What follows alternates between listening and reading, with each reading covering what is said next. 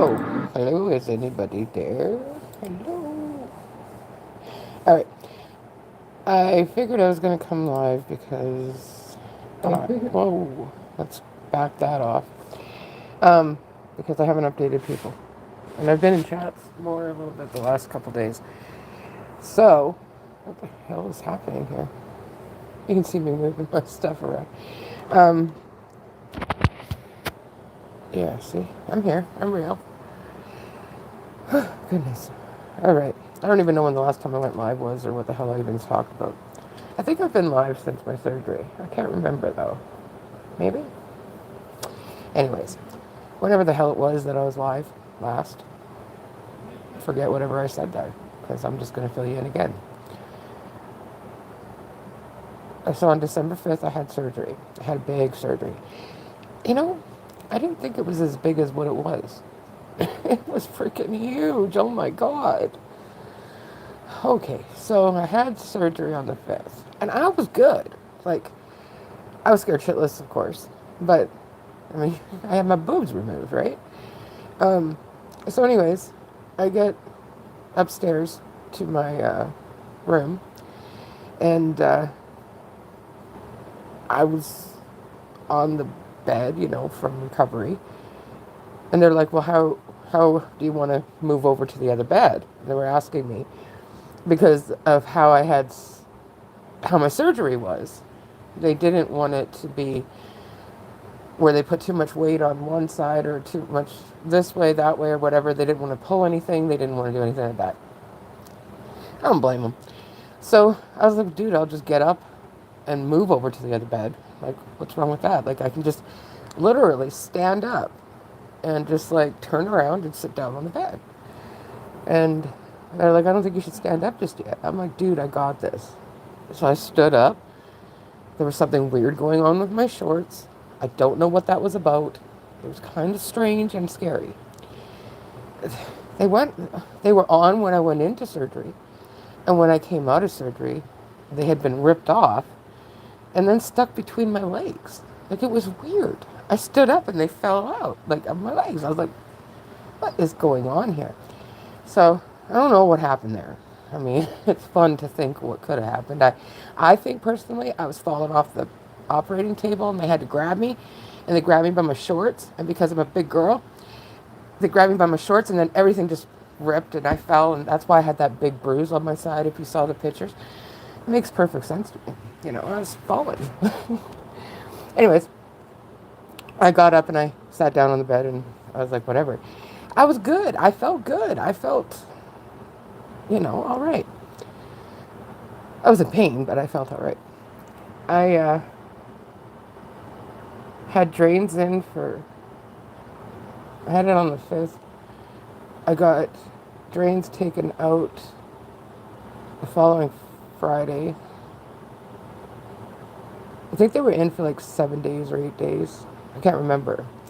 But I had gone to emergency twice in that short period of time because I was leaking really, really badly. And two, the drain, so the crap that drained into the grenade thing ended up like coagulating or something in the thing, but it was really fast because my mom had just changed, you know, she had just measured how much draining there was, whatever, blah, blah, blah, blah. So it was maybe an hour and a half, but it had filled up the grenade thing, and it was so thick it wouldn't come out. It was like, I don't know what happened, but nobody really seemed concerned, so I was like, hey, whatever. The nurse eventually got it all out, and I went on my merry way. And then I was there because after I got my drain taken out, 3 days later, I was sitting here and I was looking down at my right side and I was like, wonder what that steri strip is like that. That's weird. So I looked closer and I was like, Mom, what's going on over here? Oh, the steri strip's wet. What's going on? And she's looking at it and she's like, I don't know. She looks closer and then all of a sudden, like, I had my hand kind of below it and I was literally catching blood, whatever the hell was coming out of me, like with my hand. And I'm like, huh, oh boy, oh shit, this is bad. So then I went, my mom's like, let's go to Emerge. So I went back to Emerge, and that was bad. That was bad. I blew a hole in my right side. It totally blew the stitches and everything open. That was fun. Which I'm still healing from, actually. I still go to wound care every other day. Um, actually, I was there today. It's really starting to really piss me off when I go, because I'm getting a lot of the feeling back in the nerve endings and that. And now when they do stuff, I feel everything they do. Plus, there's a day in between where I heal, right? So they're not constantly fiddling around with it every day like they did those 40 some days or whatever it was. Um, hey, how are you? I thought I'd come out here and update people. Um, so then I kind of just, did whatever. I went to emergency, I think, a couple more times, just, me being me. And what the hell did I do after that? There's something else that happened. Oh, after they, okay, so then I got an infection on the right side shortly after that. And they had to figure out what kind of an infection it was, because I'm allergic to so many antibiotics that they couldn't just put me on, well, the antibiotic that I could take, it didn't touch this infection. So they were talking about keeping me in the hospital and being put on IV antibiotics. And then I took a chance. There's this other one, and I took a chance, and I was like, let's do that before we do the IV. And it did seem to work. It cleared it up. Then a couple weeks later, I ended up getting an infection on the left side, which isn't even open, but it's been going up and down and up and down and up and down with fluid, because apparently that's what happens after a mastectomy. Who knew? It's weird because I don't have any nipples. It's like, I think that's the hardest thing my brain has tried to grasp is, I feel phantom nipple pain, where it feels like there's like scissors going into my nose. It's really bad. But my brain thinks they're there, but they're not. So like sometimes, it'll tickle or itch or something, and I'll go to like, move it, like my shirt or something, just to make it stop. And I'm startled because there's no boobs. I'm boobless.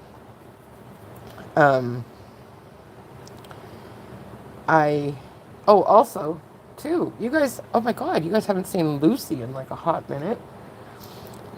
Don't growl. Don't be grumpy.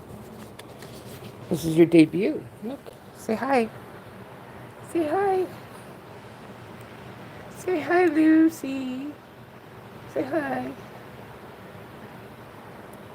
Look, it's Lucy on camera. Look.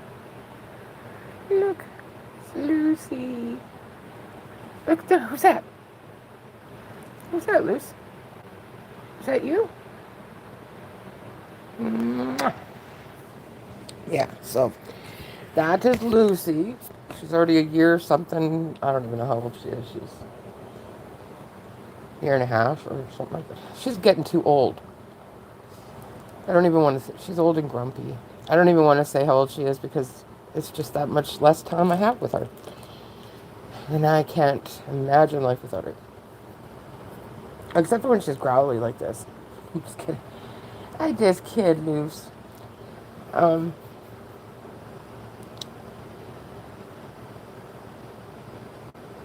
was hoping we were going to go to every third day today. Wouldn't that have been nice? I didn't have to go to wound care for 3 days. That'd be amazing. But they gave me a new nurse that I never knew before, never seen before. She's never seen my wound or anything like that. She didn't know anything about going to 3 days, so I had to go back to 2 days. So I guess Saturday at 3 is when I'm going back for my other wound care. For more fun. More fun. Because it is so much fun when they stick Q-tips in your wound and hit the base. Like, that is something that never should even be part of a vocabulary of anybody. You should never say, your Q-tip hit the base of my wound. Dude, what do you mean your Q-tip? Why is it in the... What? Ew. And then they, like, put their fingers... Ugh. And it's just, like, all the time. I'm constantly going through this. And I was like, stop. Yeah. I'm getting tired of it. I want my life back. The one that didn't involve wound care all the time. I'm told I'm on the good side of healing. I'm, maybe got another week or so of, not a week or so, a month or so of wound care. Minimum. Of course, that could go way long the other way. And with me, you never know, I could blow a hole in the left side. Who knew? Apparently, that's very, very possible. Well, my sugars have been really, really, really high, too. I think I'm fighting an infection in the left side. It's very swollen and very red and hot. But I go tell the doctors, and they're like, oh, it's just a fluid. Well, then why was it good when I took the antibiotics and it wasn't after I was off them? I mean, to me, that makes me think it's something else. I don't know. I just don't know. This doesn't make any sense. I'm tired of being tired.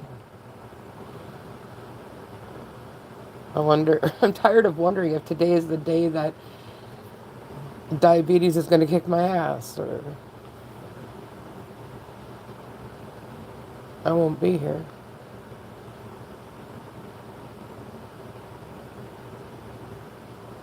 So if you see me popping around chats, if you don't like the people that I go to see, it's fine. But I mean, outside of a handful of people, there hasn't been a ton of people even really giving a rat's ass about anything that's happened to me. So, and I appreciate the ones that have, trust me. But there's also the rest of the community that just didn't care, right? So, it's crazy. I go to where I go, where I want to go, how I want to get there. Nobody can tell me what to do. Except for my mom. My mom might be able to do it. She can tell me what to do. I literally said that in recovery. I want my mommy. I really did. She was upstairs though.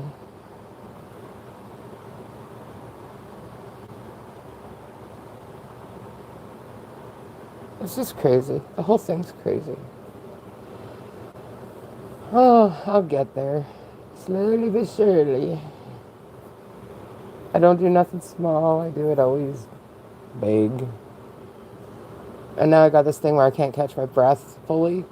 Sometimes. I don't know if it's anxiety or if it's a heart issue. Or I don't want to go to the doctor because I'm like, dude, it's a new year. I could get diagnosed with something new. Hey, traders.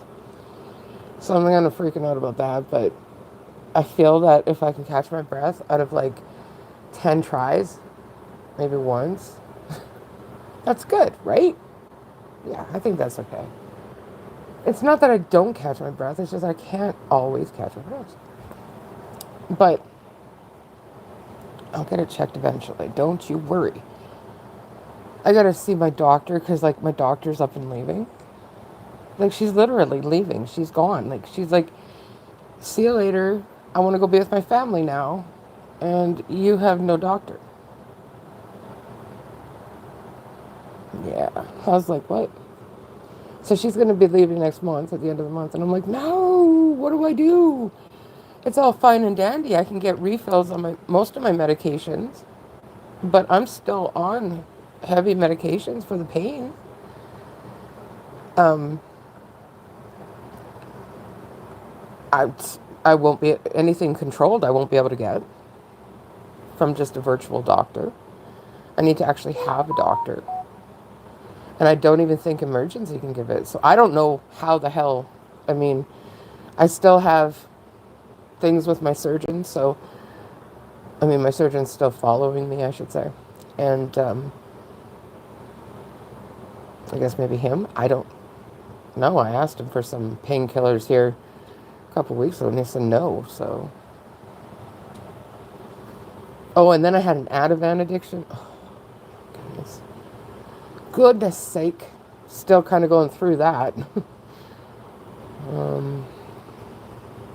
But hey, for a month or two, I was able to get in the car and not give a shit about dying or anything. Like, I was going all over the place. I was just like, woohoo, I'm living life. And then they stopped giving me Ativan, and I was like, you want me to go back to my head? You don't want to know what's in my head. It's scary in there. So my daughter had an appointment with a psychiatrist, who's my psychiatrist, and I was in there because I had to talk to him, or tell him some stuff regarding her, and I stole some of the appointment. I'm like, dude, okay, so this is what's going on. I think I have an Ativan addiction, but I'm like 4 days without it, and I'm losing my damn mind. And can I just get like a little bit just to take the edge off, please? And he said I can take a 0.5 milligram of Ativan every other day, and I won't be addicted to it. So that's how he prescribed it. So I was like, so you're trying to tell me I can take Ativan? I can be normal for a short period. Dude, yes. And I'm not going to be addicted? Really? So I do take Ativan. But, hey flies, I do take it. I just take it differently. And I wish I could take it more because sometimes it's just not good. But I have a lot of PTSD and shit. So I live in my head too. It's like it's like if I ran around as much as my head does, I definitely wouldn't have a weight issue. Yeah, you can't cold turkey that shit. I was surprised how quickly I got addicted to it. I mean, I just was blown away. But I was honest with my psychiatrist. I said, hey, dude, I got an addiction to this shit. And I thought for sure he was going to say, nope, you can't have any more. But turns out I could have more. I see him next month too, so we're moving all kinds of medications around. That'll be fun. Jolly good time. If they're not messing with my physical health, they're going to mess with my mental. And my mental is already messed up.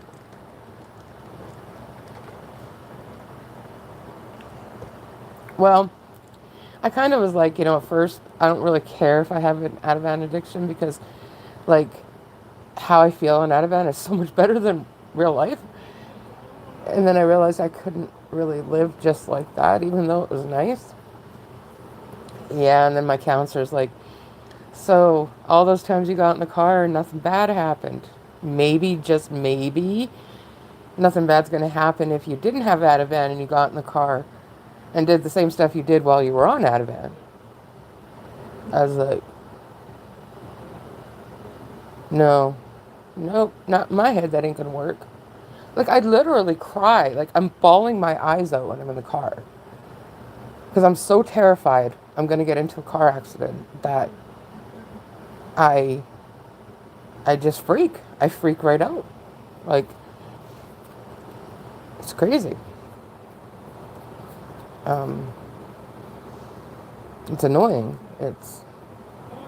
I get the same way answering the door. I just get, oh my God, I can't do this. So I was diagnosed with borderline personality disorder.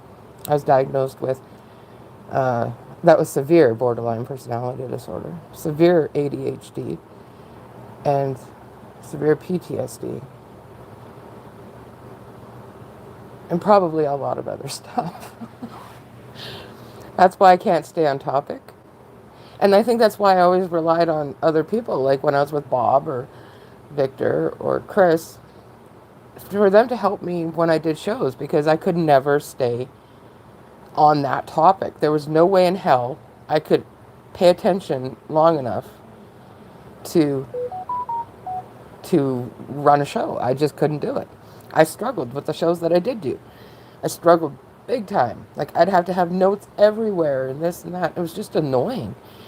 I was just like, I'm just going to go out there and talk. I don't even care anymore. Like, so if I'm talking about Christmas and then I jump to Easter, it's fine.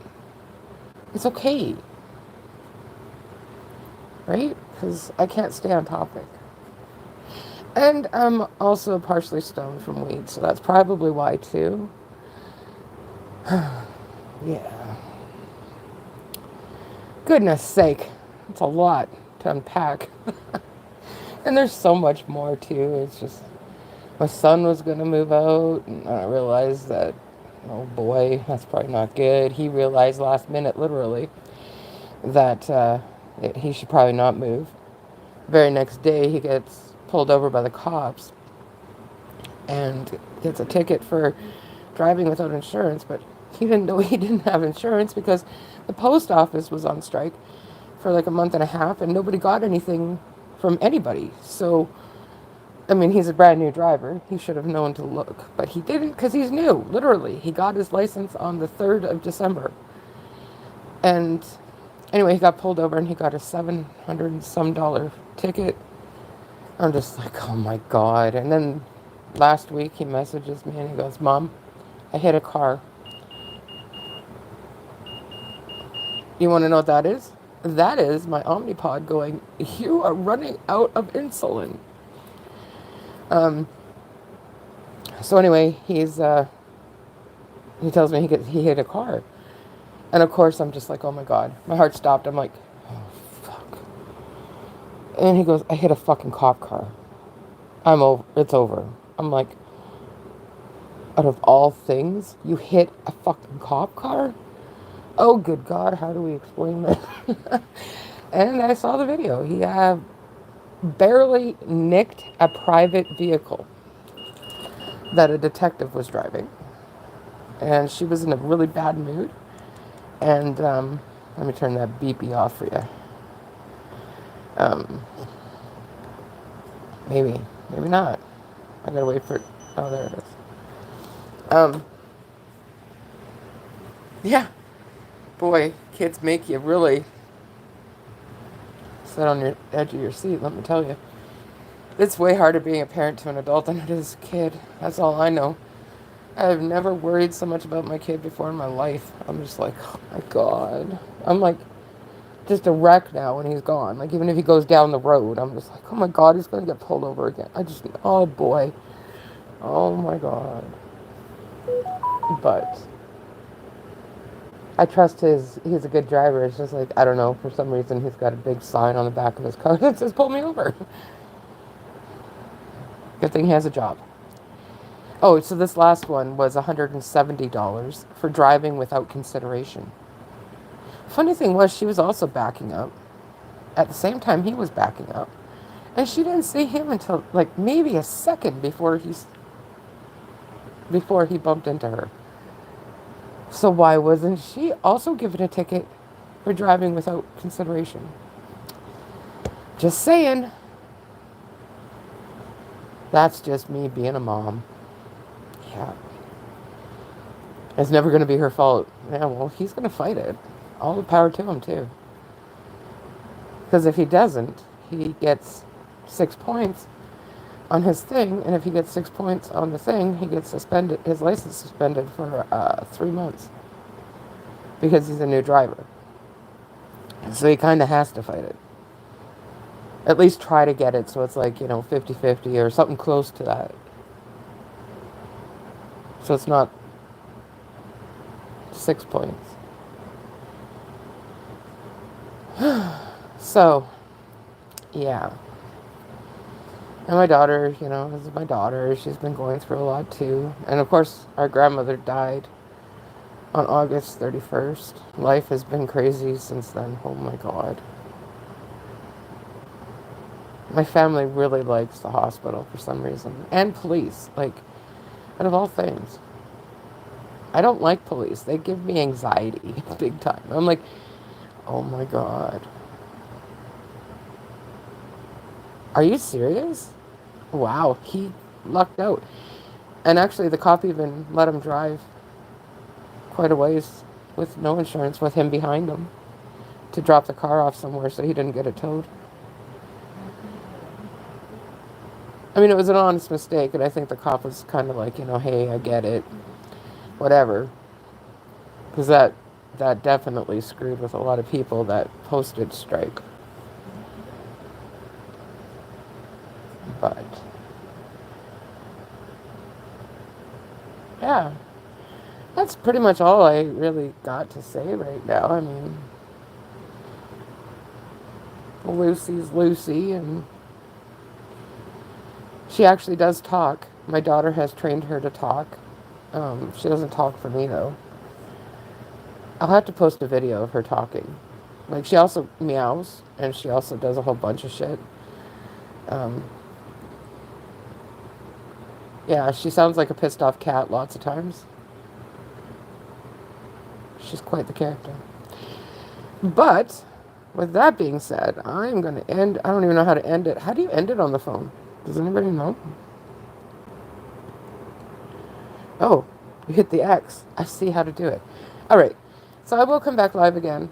It's been nice chatting with you guys. Thanks for stopping by. Thank you so much. It's hard to think of that sometimes because it's like, I really feel alone. Really alone. But, yeah. So, I hope you guys all have wonderful days. Can't wait for Ernie Shell to get back on the TV. Or, well, the screen. Oh, can you imagine? I'm like, if he comes back, if he's coming back and he's back, I might do some videos on him. Because, like, why not? Yeah, other than that, take care and bye-bye.